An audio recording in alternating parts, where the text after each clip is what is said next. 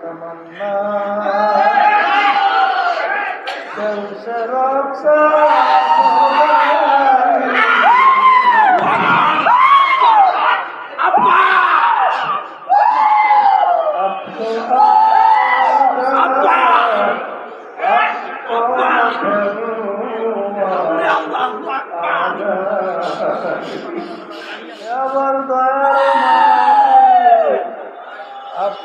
আমার দিকে দয়াময় করে তাকিয়ে দেখে আমার জিঞ্জিরের ভিতরে আটকা পড়ে যাবে তোমার রহমতের নূর নূরি লাগা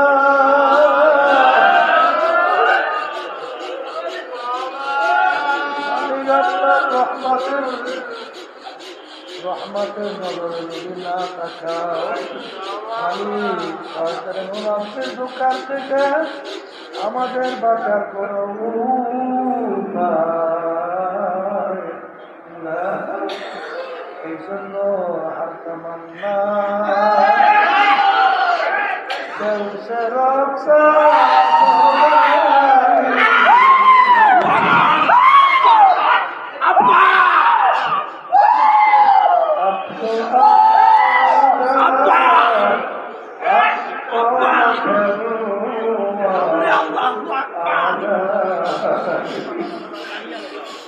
तमन्ना दिल से रब्सा होगा अब तो आना अब तो खैर हुआ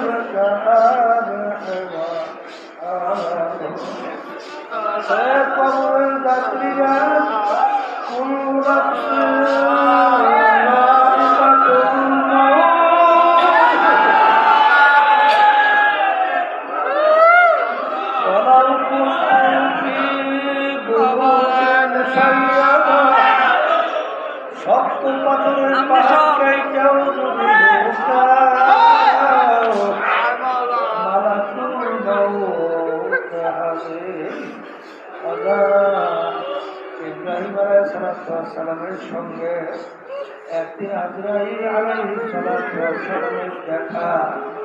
ইব্রাহিম আলাইহিসসালাম বলে, আজরাইল তুমি নাফরমানের রূহ কোন সূরাতে কবর করো আমাকে সেই সূরা দেখা।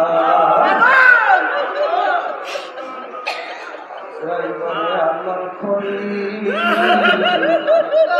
ওই অবস্থানের ডাক্তার ঘুষ থাকবে না। আমার মালিক জিজ্ঞেস করে, আজরাইল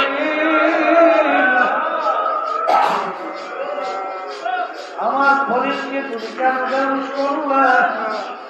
আমি মালিকের সামনে কি উত্তর দেব? সালাম বলে, আজরাইল আমি মালিকের সামনে বলবো, একটু আমাকে দেখাও। নবী তো পাহাড়ের দিকে তাকানোর সঙ্গে সঙ্গে ইব্রাহিম আলাইহিসসালাম একটা চিৎকার বাজিয়ে বেহুশ হয়ে গেল। আল্লাহ রাব্বুল আলামিন বলেন,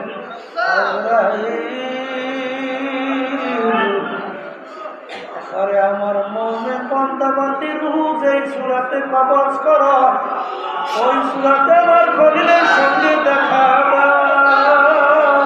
10 রকমের সূরাতে এই ডিজাইনার, তখন আপনার বুঝ বলতেছে একজন আছে, কথা ঠিকই না?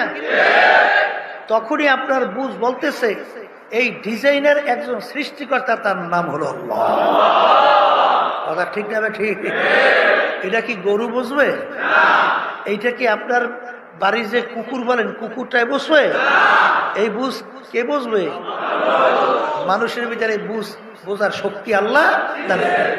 এই জন্যই তো আল্লাহ রাসূল সাল্লাল্লাহু আলাইহি ওয়াসাল্লাম বলছেন, তাফাক্কুরু সাআতান ফি খালকিল্লাহ খায়রুম মিন ইবাদাতি 60 ওয়া ফি রায়াতিন 70 অফি রয়াতের সামানিনা সানা, যে তুমি আল্লাহর মাখলুকাত নিয়া যদি কিছু সময় চিন্তা করো, মোরাকাবা করো, তাইলে কিছু সময় তুমি মোরাকাবা করলে এর বিনিময় আল্লাহ রাব্বুল আলামিন ৬০ বছর নফল ইবাদত করলে যেই পরিমাণ তুমি সওয়াব পাবা, ওই পরিমাণ সওয়াব আল্লাহ তোমার আমলনামায় দান করবে। অন্য রায়াতের বিচার আছে ৭০ বছর, অন্য রায়াতে আছে ৮০ বছর নফল ইবাদতের সওয়াব আল্লাহ তোমার আমলনামায় দান করবে। এর কারণ কি? যখন বান্দাবান্দি তার ওই বুঝ দিয়া আল্লাহর মাখলুকাত নিয়ে যখন মোরাকাবা চিন্তা করে, তখন ওই বান্দাবান্দির কাছে এই মাখলুকের খালেকের পরিচয় এসে যায়। কথা ঠিক কিনা? মানুষ চিন্তা করবে বানাননি একজন সৃষ্টিকর্তা, বলে কেমনে? আল্লাহ রাব্বুল আলামিন বলেন যে আমার পরিচয় পাওয়ার জন্য তুই তো নিজেকে তোর নিজেকে নিয়ে তুই নিজে মোরাকাবা কর, চিন্তা কর, তাহলে আমার পরিচয় পাবি। এই জন্য আল্লাহ রাব্বুল আলামিন কি বলছেন? অবিল আফাকি ওয়া ফি আনফুসিকুম আফালা তুবসিরুন। আল্লাহ রাব্বুল আলামিন বলেন, হে আমার বান্দা বান্দিরা, যখন তুই তোর নিজেকে নিয়ে তুই মোরাকাবা করবি, চিন্তা করবি, তুই আমার পরিচয় পাবি। বান্দা বান্দি যখন নাকি সংক্ষেপ, আমি বেশি লম্বা বলছি না, যারা নাকি আজকে নাস্তিকদের পায়খানা প্রস্তাবে পাড়া দিয়া আজকে নাস্তিকতার জীবন যাপন করার চিন্তা করতেছেন, আমি সেই বাজানদেরকে বলবো, সেই পর্দালে মা বোনদেরকে বলবো যে তুমি তোমার নিজেকে নিয়ে চিন্তা করিয়া দেখো যে আল্লাহ রাব্বুল আলামিন তোমাকে আমাকে কিভাবে সৃষ্টি করছেন। আল্লাহ রাব্বুল আলামিন তোমাকে আমাকে স্মরণ করায় দেওয়ার জন্য বলছেন যে তোকে আমি সৃষ্টি কিভাবে করলাম, তুই একটু মাঝে মধ্যে চিন্তা কর। তুই তো উল্লেখযোগ্য কোনো বস্তুই ছিলি না। কি আমরা উল্লেখযোগ্য কোনো বস্তু ছিলাম? হ্যাঁ, আমরা ছিলাম তো এক কাতরা নাপাক পানি। কথা কয় না? তাও আবার আমশ্বাস, আবার ভেজাইয়া। এই পানির ভিতরে তোমার আমার তো কোনো অস্তিত্ব বলতে কিছু ছিলই না। তাহলে আল্লাহ রাব্বুল আলামিন ওই পানির ভিতরে কিভাবে তোমাকে আমাকে আল্লাহ বানাইলো, কোরআনুল কারীমের ভিতরে আল্লাহ রাব্বুল আলামিন তার বিবরণ দিয়ে বলেন, ওই পানিকে আমি রক্ত দিয়ে জমাট বাঁধাইছি, ওই রক্ত জমাটের ভিতরে আমি হাড্ডি তৈরি করছি, ওই হাড্ডির ভিতরে আমি গোশত লাগাইছি, এরপর তোর মতো এই সুন্দর সুরাতে একটা মানুষ বানাইছি। ফাকাসাউনাল ইযামা লাহমা, আমি তোর হাড্ডির ভিতরে গোশত লাগাইয়া ফি আহসানি তাকবীম, তোর মতো এত সুন্দর সুরতের একটা মানুষ তৈরি করছি। এখন মানুষ তৈরি করার পরে এখন আপনি দেখেন দুনিয়া সৃষ্টির পরে যত মানুষ দুনিয়াতে আসছিল এখন আছে, আমার মালিক কত বড় কুদরতে, কত বড় কারিগর। এই যে আমরা আঙ্গুলের টিপ দেই, এই যে টিপ, এতটুকু জায়গার মধ্যে আমার মাওলা ডিজাইন করছে। এতটুকু জায়গায় দুনিয়া সৃষ্টির পরে যত মানুষ আসছিল, যত মানুষ আছে, এই একটা আঙ্গুলের টিপ, এই টিপের সঙ্গে এতটুকু জায়গা, এই শব্দ, আর একটা মানুষের এই টিপের সঙ্গে পূর্ণ কোনো মিল পাওয়া যায়? হ্যাঁ, এখন আপনি যে মানুষ বুঝ আল্লাহ দান করছে, তখন আপনার বুঝ কি বলতেছে যে তামাম দুনিয়ার ইতিহাস এতটুকু জায়গার ভিতরে কয় ডিজাইনার আছে, কয়টা ডিজাইন করতে পারে। তাহলে এই যে ডিজাইন করলো দুনিয়া সৃষ্টির পরে, হাজার হাজার কোটি মানুষ দুনিয়া থেকে গেল, বর্তমানে দুনিয়ার ভিতরে শত শত কোটি মানুষ দুনিয়াতে আছে, হাজার হাজার কোটি মানুষ, কিন্তু এতটুকু জায়গায় ডিজাইনের মধ্যে একটা মানুষের আঙ্গুলের টিপের সঙ্গে আর একটা মানুষের আঙ্গুলের এই টিপের পূর্ণ কোনো মিল নাই। তাইলে বোঝা গেল এই ডিজাইনার, এই ডিজাইন করার একজন কারিগর আছে। কথা ঠিক না? ঠিক।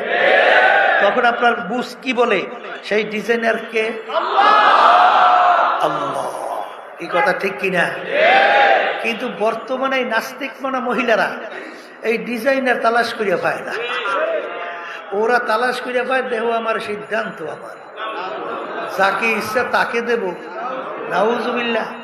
ওরা দায়ী করে ধর্মকে, কিন্তু এই বাংলাদেশের মধ্যে শাহজালাল রহমাতুল্লাহি আলাই, শাহপরান রহমাতুল্লাহি আলাই, এই এই আল্লাহর অলিরা এই বাংলার জমিনের ভিতরে বলতে গেলে ভরা, যাদের মাধ্যমে এই দিনের পরিচয় আল্লাহ রাব্বুল আলামিন তাদের মাধ্যমে সবার ভিতরে ঢুকাইয়া আজকে মুসলমানদের এই পরিবেশ আল্লাহ তৈরি করছেন। কিন্তু সেই নাস্তিকদের আশা এই বাংলাদেশের বাস্তবায়ন হতে দেওয়া যায়? দেওয়া যায়? হারামে আরাম আছে? এ কুত্তা, হারামে আরাম আছে? কোনোদিন নয়। আজ পর্যন্ত কেউ পায় নাই, কোনোদিন পাবে না। ওই আমি প্রায় উদাহরণ দিয়ে বলি, আজকেও বলি, আমার বোন লন্ডনে থাকে। সে আসছিল কয়েক বছর পূর্বে, আমাদেরকে বলতেছিল, প্রায় প্রতি বছরই আসে, আমাকে বলতেছিল যে এই লন্ডনের মধ্যে এক মহিলা বুড়ো হয়ে গেছে, বুড়া। এখন তার পাশে কেউ নাই, একবারে কেউ নাই। এখন তার একটা সাথী হইল, সে হাঁটে, চলে, আফসোস করে, কান্দে আর বলে যে আফসোস, আমার যখন সৌন্দর্য ছিল, আমার যখন জওয়ানি ছিল, তখন আমার কত মূল্য, আমার দামের কোনো শেষ নাই, আমার মূল্যের কোনো শেষ নাই। কিন্তু যখন আমার জওয়ানি চলে গেছে, এখন আমি বুড়ো হয়ে গেছি, এখন আমার কোনো মূল্য নাই, কোনো মানুষ আমাকে জিজ্ঞাসা করে না। এখন আমার সাথী হইল একটা কুকুর। এখন বলেন তো এই জিন্দিগির মূল্য কি আছে? কোনো মূল্য? কোনো মূল্য আছে? আছে? আছে? ওই সিলেট গেছিলাম, সেখানে একটা লোক, আল্লাহর বান্দা, তার ফ্যামিলি সহ থাকে আমেরিকায়, বুঝছে? এখন ওই লোকটা আমরা গেলে অনেক সময় দেখা হয়, দেখা আমরা দেখি খুব খেদমত করে আমাদেরকে, আলেম ওলামাদেরকে খুব খেদমত করে। আমি একদম জিজ্ঞেস করি, ভাইজান আপনার ছেলে সন্তান কয়জন? তার ছেলের কথা বলছে 2 জন, আর মেয়ের কথাটা আর খেয়াল নেই। তা আমি বলতেছি আপনার ছেলেরা কি করে? তখন বলতেছে হুজুর বলতে পারি না। ছেলেরা কি করে সে বলে কি হুজুর বলতে পারি না। আমি বলে কি বললেন? মানে আপনার ছেলে আপনি বলতে পারেন না কি করে? মানে বলে হুজুর সেই দুঃখের কথা কি বলবো। ওই দেশের নিয়ম হলো মেয়ে ছেলে যখন বড় হয়, যার মতে যেদিকে ইচ্ছে সেদিকে চলে যায়, তাকে বাপ মা বাধা দিয়া রাখার কোনো আইন নাই। যদি কোনো বাপ মা তাকে বাধা দেয়, যেরকম ইচ্ছে সেরকম চলার ব্যাপারে, তাইলে সে যদি বাপ মায়ের বিরুদ্ধে অভিযোগ দেয়, তাহলে বাপ মাকে নিয়ে জেলের ভিতরে ঢুকাই রাখে।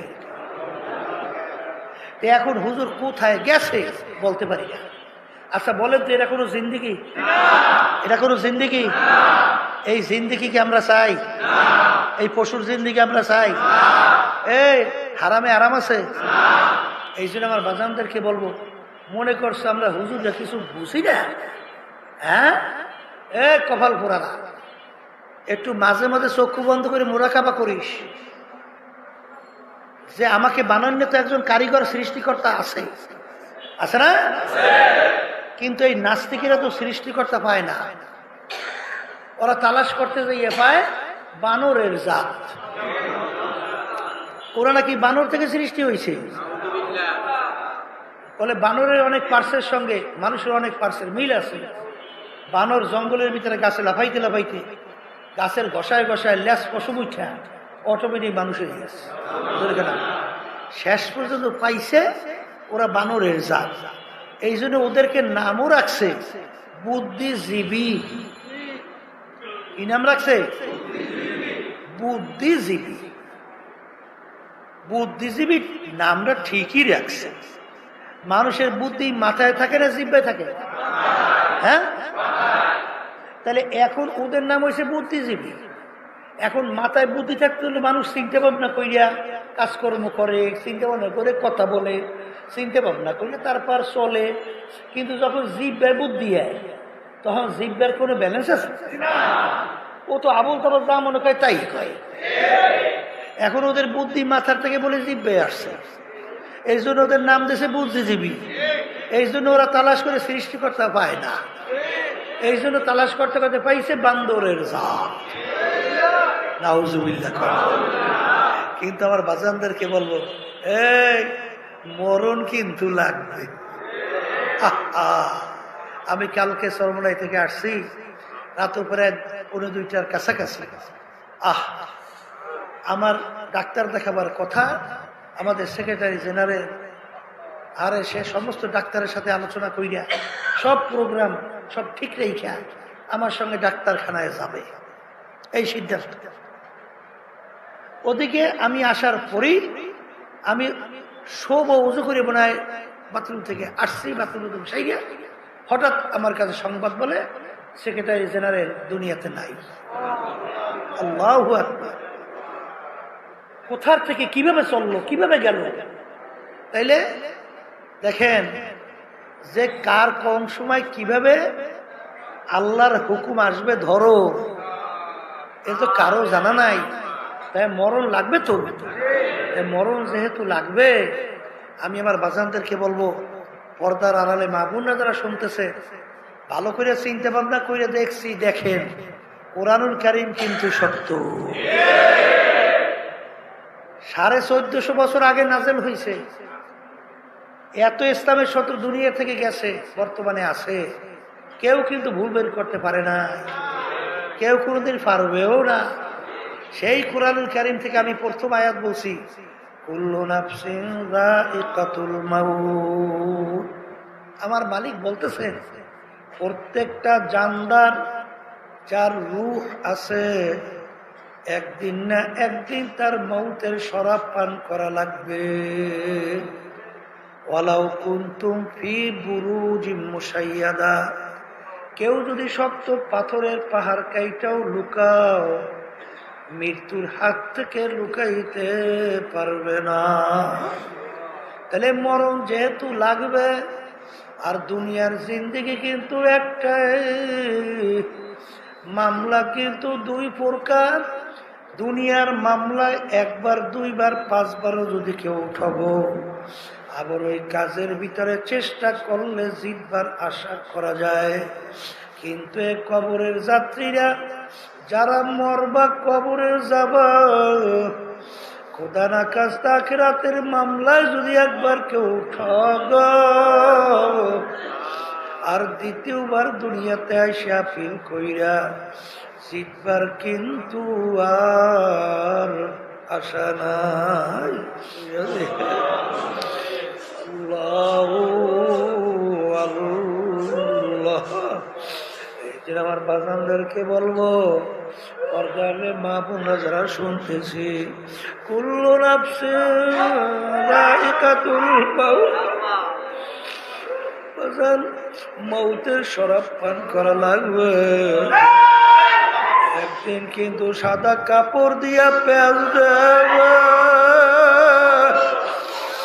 এ বড় লোক আমার বাবারা, হে ধনী আমার বাবারা, এ ক্ষমতা সম্পন্ন আমার বাবারা,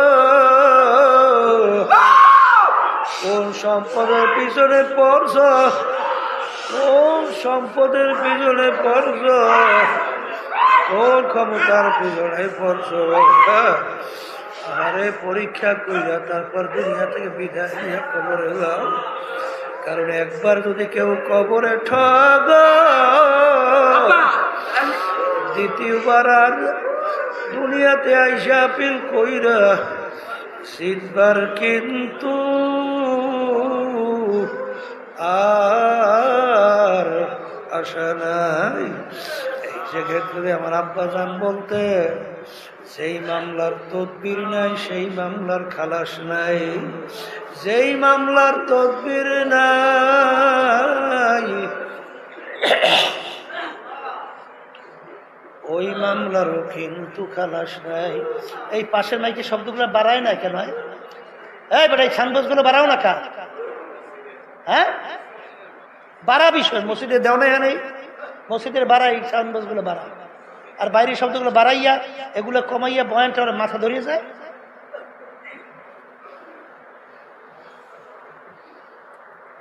এমন বর্তমানে এক মাইক বয়ানই করা যায় না।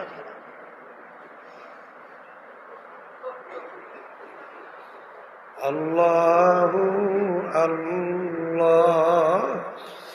এই জন্য আমার বাজানদেরকে বলবো, পর্দা আলে মা বোনদেরকে বলবো, কুল্লু নাফসিন যায়িকাতুল মাউত, প্রত্যেকটা জানদার তার একদিন মৌতের শরাব পান করা লাগবে। বাজান মরণ কিন্তু লাগবে। এ বড় লোক আমার বাবারা, এ ক্ষমতা সম্পন্ন আমার বাবারা, এ দুনিয়ার বিভিন্ন দলের সঙ্গে দুনিয়াদার মানব রচিত তন্ত্র মন্ত্র যারা বাস্তবায়ন করতে চায় তাদের সঙ্গে জড়াইয়া দল করো, আর পরিচয় দে আমি অমুক অমুক দলের অমুক। একটু মাঝে মাঝে চক্ষু বন্ধ কইরা মুরাকাবা করো। যেদিন তোমার ভিতর থেকে রুহটা বের হবে, এখন তাকাইয়া দেখো তোমার কোমরের তাগার চাবি কাইটা নিয়ে যায়, তোমাকে সাদা তিন কাপড় দিয়া পেঁচ দেয়। এখন তুমি মনকে বুঝাও যে কই আমার টাকার গরম, কই আমার ক্ষমতার গরম, কই আমার নেতাগিরি, কই আমার দলের গরম, কই এখন তো আমি একটা কাপড়ের লাশ পেঁচাইয়া পইরে আছি, কই আমার কোনো ক্ষমতা নাই। আহারে এখন দুনিয়ার সব কিছু দুনিয়ায় পইরা থাকবে।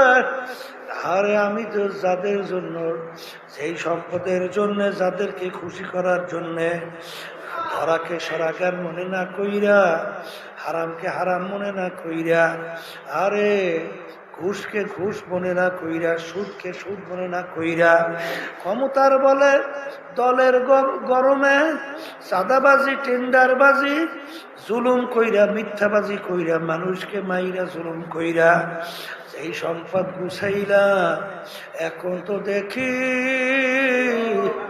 এত টাকা রাখবা কোথায়, কাপনে যে পকেট না, এত টাকা রাখবা কোথায়,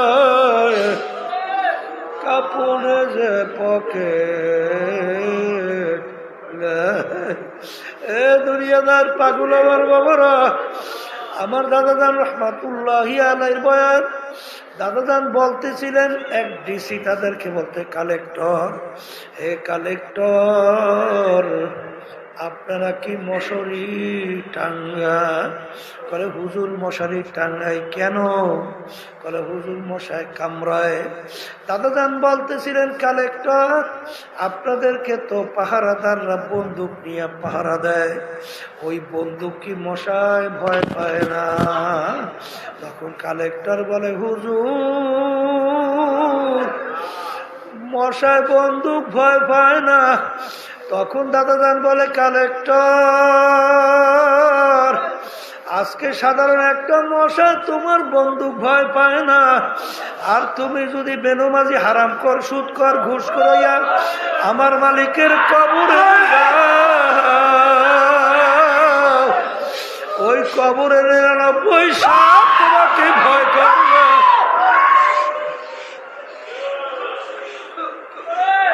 এরকম কি গ্যারান্টি আছে কালেক্টর? এই জন্য আমার বড় লোক বাবাদেরকে বলবো, পর্দারে মা বোনরা যারা শুনতেছেন, আজান দুনিয়া কিন্তু ক্ষণস্থায়ী, এটা কিন্তু আরামের জায়গা না। কেউ চাইলে পায় নাই, কেউ কোনোদিন পাবে না। আর দুনিয়া দারুল মেহনে বল বালা, দুনিয়া হইলে বালা মুসিবতের জায়গা, কষ্ট ক্লেশের জায়গা। এই গরম, এই ঠান্ডা, এই শত্রু মিত্রুর কোনো অভাব নাই। ছেলে কথা শুনে না, মেয়ে কথা মানে না। আখারে এরকম করতে করতে কোথার থেকে রাত্র গেল, দিন গেল, কোথার থেকে সপ্তাহ গেল, কোথার থেকে মাস গেল, কোথার থেকে বছর গেল। আখারে এর ভিতরে আয়নার সামনে চেহারার দিকে তাকাইয়া যদি দেখি দেখি কাঁচা দাড়িগুলা পাইকা সাদা হইয়া গেল। আরে আমার পড়শিরা কোথায় গেল? আরে আমার আত্মীয় স্বজন কোথায় গেল? আমার বাপ মা কোথায় গেল? আরে আজকে তো তাম দুনিয়ার সমস্ত কিছু দেখি, কিন্তু যারা নাকি দুনিয়া থেকে বিদায় নিয়ে কবরে আমাদের বাড়ির পাশে ঘুমাইয়া রয়েছে, ওই তারা তো আমাদেরকে খবর দিতেও পারে নাই, নিতেও কিন্তু পারি না। ঠিক মন কি বুঝো রে মন, এরকম একদিন তো আসবে যেদিন আমিও খবর দিতে পারবো না, আর খবর নিতেও পারবে না। এই যে আমার ভাইদেরকে বলবো, পর্দালে মা বোনদেরকে বলবো, আসলে যারা ইমানদার মুসলমান, আল্লাহকে ভয় করে, যারা বাজান আখিরাতকে ভয় করে, যারা গুনাহকে ভয় করে, বাজান তাদেরকে বাজানদেরকে বলবো, এ দুনিয়াদার পাগল, দুনিয়া থাকা অবস্থায় আখিরাতের সম্বল গুছাইয়া তারপর দুনিয়ার থেকে বিদায় নিয়ে মাওলার কবরে রওনা করো। আর বাজান মুসলমান বলতেই কিন্তু মন চায় গুনার থেকে ফিরা নেকের কাজ কইরা, নেকের পাল্লা ভারী কইরা গুনার পাল্লা হালকা নিয়ে দুনিয়া থেকে বিদায় নিয়ে কবরে যাবে। কিন্তু শয়তান এবং নফস তোমার আমার পিছনে হাত পাইতে হবে বাজার, ওই শয়তান এবং নফস তোমাকে আমাকে গুনার ভিতরে লিপ্ত করায়। ঠিক বাজানদেরকে বলবো, পর্দালে মা বোনদেরকে বলবো, এই শয়তান এবং নফসের ধোঁকা থেকে বাঁচার জন্য আমার মালিক তোমাকে আমাকে হুকুম করছে, ওয়াকুনু মা'আস সাদিকিন, তোমরা সাদিকিন বান্দাদের সঙ্গী হও। আমার বাজানদেরকে বলবো, তলাদুলি বুঝি না, তোমার কবরে তুমি যাবা, আমার কবরে আমি যাব, তোমার কবরের প্রশ্নের উত্তর তুমি দিবা, আমার কবরের প্রশ্নের উত্তর আমি দেব। বাজান রে, পরীক্ষা কইরা দেখো, যারা সাদিকিন বান্দাদের সঙ্গে সম্পর্ক রাখে তাদের আমলের দিকে তাকাইয়া দেখো, দিনের দিন তাদের দেড় নাকের দিকে চলতেছে, দিনের দিন তাদের গুনার থেকে আল্লাহ বদলে ফেলতে পারতেছে। বাজান তাদের আগে চোখে পানি ছিল না, এখন তাকাইয়া দেখো, যখন গুনার কথা মনে করে তখন পানি ঠাকাইয়াও রাখতে পারে না, তখন দিলটা নরম হইয়া মালিকের দরবারে আকুতি বিনতি কইয়া কান্দে আর বলে, হে আমার দয়ার মালিক, তুমি যদি আমাকে মাপ নাই করো, ওই অন্ধকার কবরে আমি একা কেমনে থাকবো।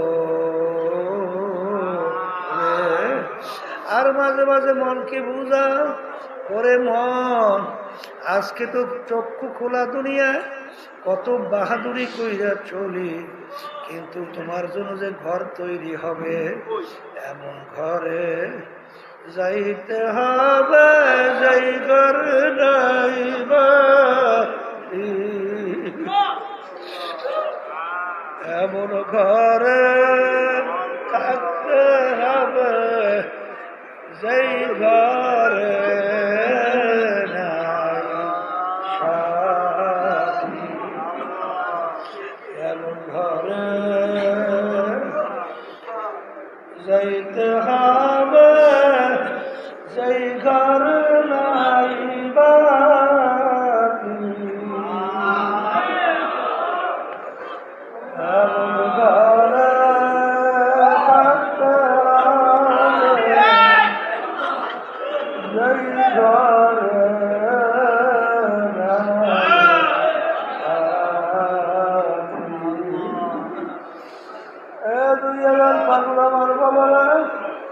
আল্লাহর ইতিহাস করিয়া দেখেন, সাহাবায়ে ইতিহাস করিয়া দেখো, তারা কিন্তু কাঁদতে কাঁদতে মাওলার কবরে চইলা গেল, আর গুনার পর গুনাহ কইরা যাইতেছে।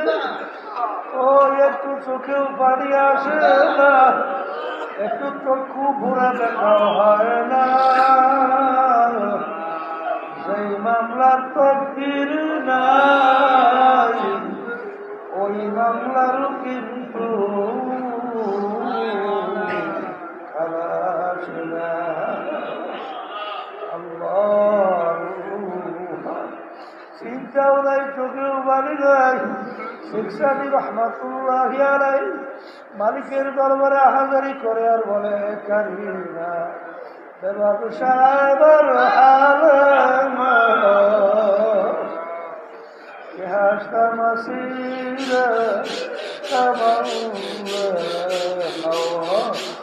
আবার দয়ার আপনি একটু আমার দিকে দয়াময় করে তাকিয়ে দেখে, আমার জিঞ্জিরের ভিতরে আটকে পড়ে যাবে। তোমার রহমতের নূর নূরি লাগা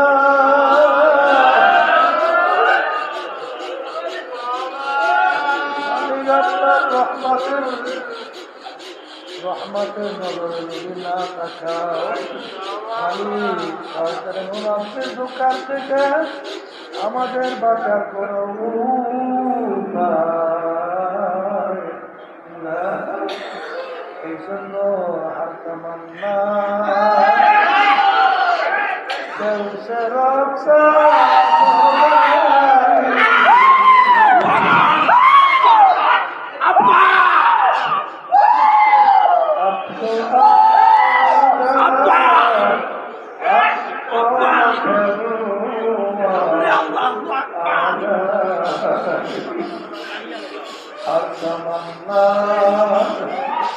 दिल से रोका होगा अब तो आना, अब तो खैर हुआ आया।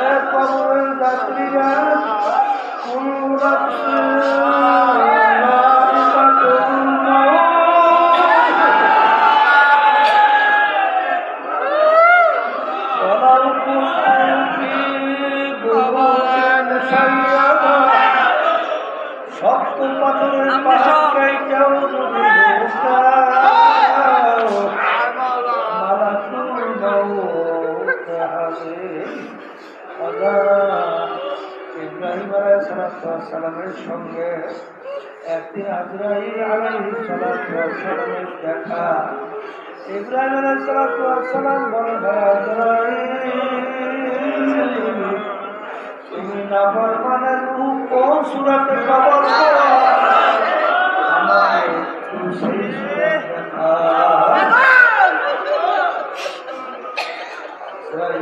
আল্লাহর খলিল ওই অবস্থানে আপনার হুঁশ থাকবে না। আমার মালিক জিজ্ঞেস করে, আজরাইল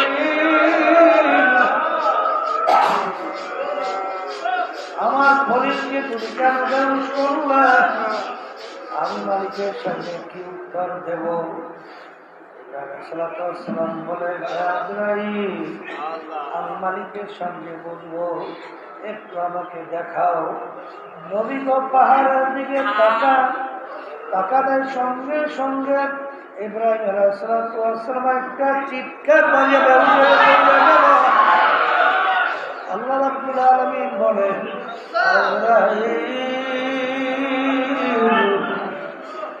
আরে আমার মুমিন বান্দা বান্দি রূহ যেই সূরাতে কবজ করো, ওই সূরাতে আমার খলিলের সঙ্গে দেখা দাও।